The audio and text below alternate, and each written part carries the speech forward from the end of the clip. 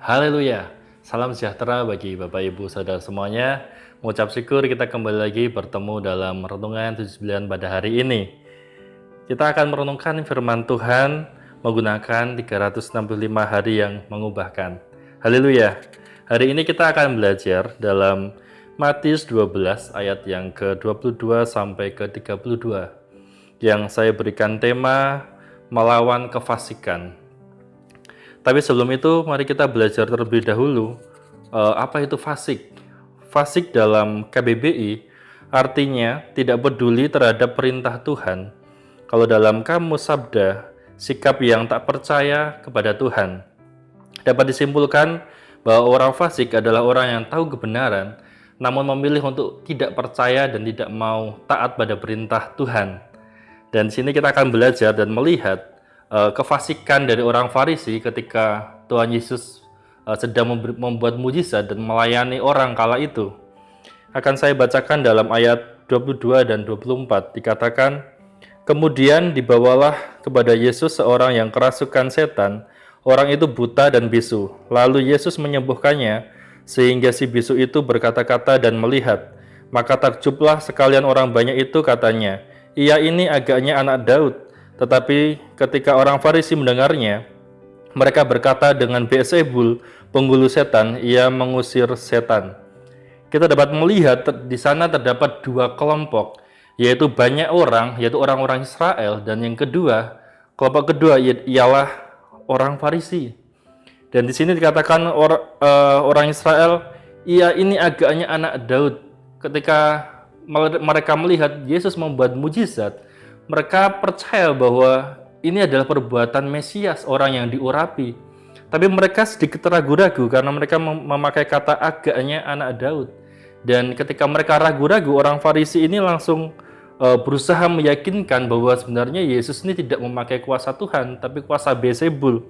Ini tuduhan liar dari orang Farisi kepada Yesus karena orang Farisi sedang menyudutkan Yesus dan membuat jebakan pada Yesus bahwa Yesus ini bekerja sama dengan kuasa kegelapan. Dan kita bisa melihat bahwa ketika Yesus bekerja sama dengan Beelzebul, sama saja bahwa Yesus menggunakan kuasa-kuasa yang bukan dari Tuhan. Dan ini sungguh tuduhan yang tidak benar yang disampaikan kepada Yesus. Kalau kita belajar siapa itu Beelzebul di dalam 2 Raja-Raja 1 ayat 1 sampai ke-18, Beelzebul ini adalah dewa orang Filistin yang berasal dari Ekron. Dan kita bisa melihat bahwa Beelzebul memiliki arti yaitu tuan lalat atau raja lalat. Kita semua tahu lalat adalah gambaran binatang yang kotor. Dan dengan kata lain bahwa lalat selalu mendatangi kotoran dan hal-hal yang kotor.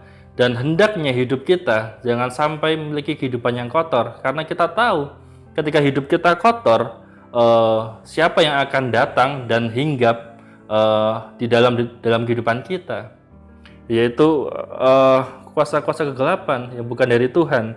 Dan di sini kita bisa melihat tiga ilustrasi ketika Yesus menjawab tuduhan yang liar ini mengenai kuasa Beelzebul ini. Yang pertama, ilustrasi yang pertama ialah kerajaan Tuhan dan kerajaan iblis di dalam ayat 25 sampai ke 28 akan saya bacakan. Tetapi Yesus mengetahui pikiran mereka lalu berkata kepada mereka, setiap kerajaan yang terpecah-pecah pasti binasa, dan setiap kota atau rumah tangga yang terpecah-pecah tidak dapat bertahan. Demikian juga kalau iblis mengusir iblis, ia pun terbagi-bagi dan melawan dirinya sendiri. Bagaimanakah kerajaannya dapat bertahan? Jadi jika aku mengusir setan dengan kuasa Beelzebul, dengan kuasa siapakah pengikut-pengikutmu mengusirnya? Sebab itu merekalah yang akan menjadi hakimmu. Tetapi jika aku mengusir setan dengan kuasa Roh Allah, maka sesungguhnya kerajaan Allah sudah datang kepadamu. Di sana dikatakan ketika Yesus mengusir roh jahat dengan kuasa Allah, maka kerajaan Allah datang pada diri kita. Dan di dalam terjemahan sederhana Indonesia di ayat 28 akan saya bacakan.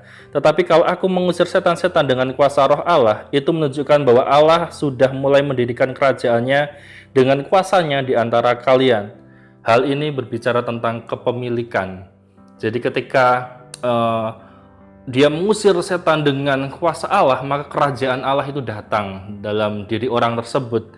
Dan di dalam beberapa ayat tersebut, dan Tuhan Yesus mengindikasikan bahwa iblis memiliki kerajaan di dunia. Dan kita bisa melihat di dalam 1 Yohanes 5 ayat 18 sampai ke 19, akan saya bacakan. Kita tahu bahwa setiap orang yang lahir dari Allah tidak berbuat dosa, tetapi dia yang lahir dari Allah melindunginya, dan si jahat tidak dapat menjamahnya. Kita tahu bahwa kita berasal dari Allah dan seluruh dunia berada dalam kuasa si jahat. Dikatakan di sana bahwa dunia di bawah kuasa si jahat. Tapi kita juga bisa melihat di sana, tetapi dia yang lahir dari Allah melindunginya. Jadi hendaknya kita dipimpin oleh Roh Kudus, hendaknya kita memiliki lahir baru. Lahir baru, kita dibaptis secara roh dan secara air, dan itu menandakan bahwa kita menjadi miliknya Tuhan. Ketika kita dipenuhi oleh Roh Kudus, tidak saja dipenuhi tapi dipimpin oleh Roh Kudus, maka tidak ada kuasa apapun di dunia ini dapat menjamah kita melalui ayat tersebut. Dan di sini kita sudah melihat bahwa Yesus pun mengatakan bahwa di dunia ini adalah kerajaan dari iblis. Dan tetapi kita tidak akan kalah karena Roh Tuhan ada dalam diri kita. Di dalam ilustrasi yang kedua dikatakan tentang dosa yang tidak dapat diampuni.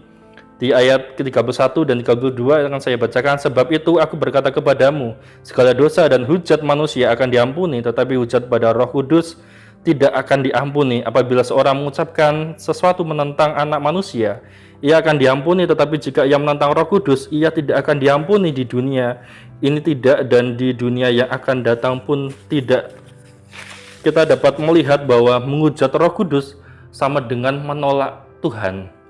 Dan di sini mengapa menghujat Roh Kudus tidak dapat diampuni, tetapi menghujat Yesus atau anak Allah bisa diampuni? Jawabannya di dalam Yohanes 16 ayat ke-8. Dan kalau ia datang, ia akan menginsafkan dunia akan dosa, kebenaran dan penghakiman. Ia itu siapa? Ia adalah Roh Kudus. Jadi salah satu fungsi dari Roh Kudus adalah menginsafkan.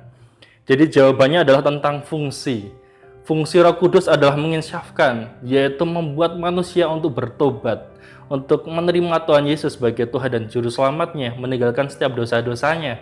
Dan kita juga bisa melihat bahwa Tuhan Yesus pun ketika dia di atas kayu salib, dia pun mengatakan pada Allah, pada Bapanya, ampunilah mereka karena mereka tidak tahu apa yang mereka perbuat. Di situ kasih Tuhan Yesus begitu luar biasa bagi kita orang-orang berdosa. Dan bisa disimpulkan bahwa ketika kita menolak Roh Kudus, menentang Roh Kudus, menentang berarti melawan. Ketika kita melawan Roh Kudus, berarti kita sudah tidak akan menerima Tuhan Yesus, karena kita sudah menutup hati kita. Dan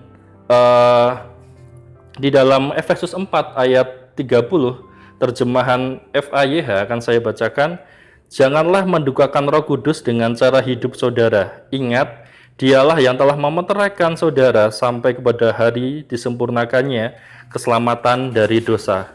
Di sini dikatakan, janganlah kita mendukakan hati Roh Kudus dengan cara hidup kita. Jadi bagaimana kita bisa mendukakan Roh Kudus? Yaitu dengan cara hidup kita.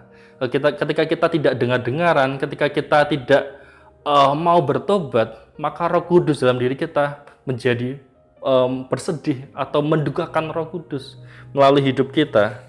Di dalam ilustrasi yang ketiga di dalam perikop tersebut, yaitu tentang pohon dan buah. Kalau kita baca di ayat 33 sampai 37, akan saya bacakan, jikalau suatu pohon kamu katakan baik, maka baik pula buahnya. Jikalau suatu pohon kamu katakan tidak baik, maka tidak baik pula buahnya, sebab dari buahnya pohon itu dikenal.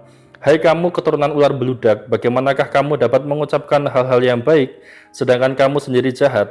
Karena yang diucapkan mulut meluap dari hati. Orang yang baik mengeluarkan hal-hal yang baik dari pembendaharaannya yang baik, dan orang yang jahat mengeluarkan hal-hal yang jahat dari pembendaharaannya yang jahat. Tetapi aku berkata kepadamu, setiap kata-kata sia-sia yang diucapkan orang harus dipertanggungjawabkannya pada hari penghakiman.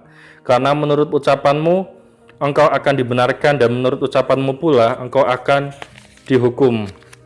Di sini Tuhan Yesus sedang melanjutkan tegurannya pada orang-orang Farisi kala itu. Dan Tuhan Yesus menegur dengan keras bahwa orang Farisi ini adalah orang yang paham akan firman Tuhan, orang yang mengerti firman Tuhan, belajar firman Tuhan, tapi mereka menolak dan mereka tidak punya buah dari pohon yang baik itu. Dan Tuhan Yesus dengan sangat tegas bahwa mengatakan dari pohon yang baik maka akan keluar buah yang baik. Maka itu menjadi cerminan kehidupan kita. Apakah kita sudah menjadi anak Tuhan yang taat atau belum? Buah yang keluar dari diri kita apa gitu. Dan dikatakan di sana bahwa buah itu yaitu diucapkan, berarti keluar dari mulut kita. Dan apa yang keluar dari mulut kita berasal dari hati. Dan hendaknya kita menjadi orang-orang yang dengar-dengaran dari ucapan atau teguran Roh Kudus, dan kita minta untuk dipimpin oleh Roh Kudus supaya hati kita terus bersih. Kita minta untuk terus dimurnikan supaya kita memiliki buah yang baik, buah yang matang. Orang lain bisa melihat dan menikmati apa yang menjadi perkataan kita, apa yang menjadi keputusan kita, apa yang menjadi sikap kita atau perlakuan kita setiap harinya. Dan kesimpulan dari firman Tuhan pada hari ini, hendaknya kita terus melawan kefasikan baik yang ada di luar maupun di dalam diri kita. Kita dapat melawan kefasikan di luar diri kita dengan kita mengerti kebenaran firman Tuhan. Maka kita tahu batas-batas mana yang harus kita ambil dan tidak. Dan kita juga bisa melawan kefasikan dalam diri kita dengan pimpinan Roh Kudus. Hendaknya kita menjadi orang yang tidak sekedar dipenuhi, tapi dipimpin oleh Roh Kudus supaya kita memiliki buah yang baik. Kan saya tutup dengan satu ayat, Amsal 12 ayat 3. Berkata, orang tidak akan tetap tegak karena kefasikan, tetapi akar orang benar tidak akan goncang. Jadi hendaknya kita menjadi orang-orang yang melawan kefasikan, karena orang yang hidup dalam kefasikan, hidupnya tidak akan tegak, dia akan roboh. Berlawanan dengan itu, orang yang hidup benar, maka hidupnya tidak akan tergoncangkan. Hendaknya kita menjadi orang-orang yang tidak tergoncangkan di akhir zaman ini. Tuhan Yesus memberkati. Terima kasih telah mengikuti Renungan 79, kiranya dapat menjadi berkat kita semua.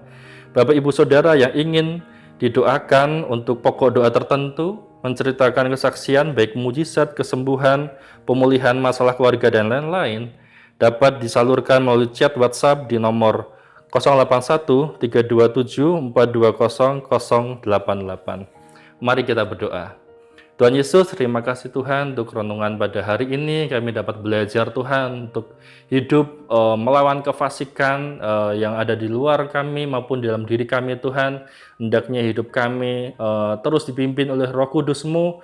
Kami dapat taat dan dengar-dengaran Tuhan, dapat mengerjakan bagian kami dengan benar, memiliki buah yang dapat dinikmati oleh banyak orang Tuhan. Kami berdoa Tuhan, demikianlah hendaknya Jemaat GPD El Shaddai Magelang memandangnya bahwa Jemaat GPD El Shaddai Magelang telah mati bagi dosa, tetapi hidup bagi Allah dalam Kristus Yesus. Hendaknya dosa jangan berkuasa lagi dalam tubuh Jemaat GPD El Shaddai Magelang. Janganlah Jemaat GPD El Shaddai Magelang menyerahkan anggota-anggota tubuh kepada dosa, tetapi menyerahkan diri kepada Allah untuk menjadi senjata kebenaran. Di dalam nama Tuhan Yesus Kristus. Haleluya. Amin.